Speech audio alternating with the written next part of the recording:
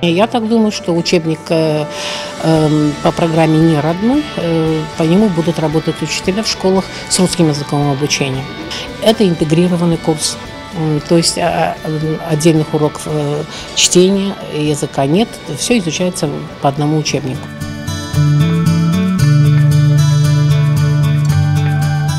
Тіліні зайы білген инсан бар, білмеген инсан бар, епсі бір Қырым Татарстанның туған тілі. Tahsil Nazırlığı bu yerde böyle yapmak gerekirdi. Çeşit seviyeli dersliklerini крымско-татарский язык для школ с крымско-татарским языком обучения, крымско-татарский язык для школ с русским языком обучения деп çıkarmak gerekirdi. Buna bu profesyonel taraftan hem etika taraftan doğru olur idi.